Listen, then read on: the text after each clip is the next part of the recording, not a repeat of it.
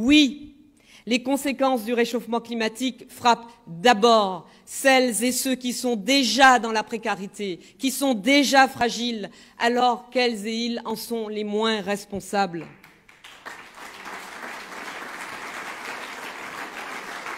Ce n'est pas le gilet jaune qui vit en grande couronne, loin des services publics, loin d'infrastructures et d'équipements de transport en commun satisfaisants, celui qui est contraint d'utiliser sa voiture pour le trajet domicile-travail tous les jours, 35 km aller, 35 km retour et parfois plus, 100 km par jour aller-retour en voiture pour venir travailler à Paris.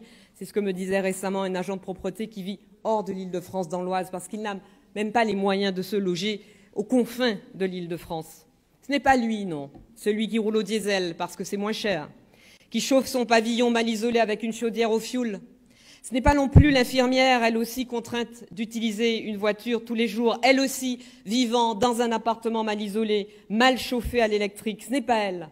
Ce n'est pas lui, là ou le principal responsable de la crise climatique.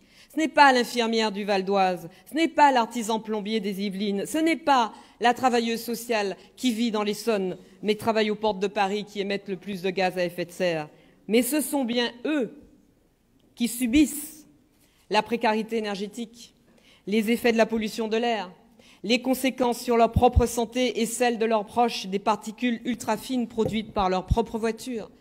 Ce sont eux qui ne peuvent pas se protéger des effets des canicules, qui ne parviennent pas à avoir accès à la meilleure alimentation, la plus rémunératrice pour les agriculteurs, celle qui rend service à la nature. Et ce n'est pas à eux non plus que l'on s'adresse. Ce n'est pas à eux que l'on écoute, que l'on entend, quand il s'agit de décider, de prendre des mesures, de mettre en œuvre de nouvelles règles. C'est une quintuple injustice. Vous êtes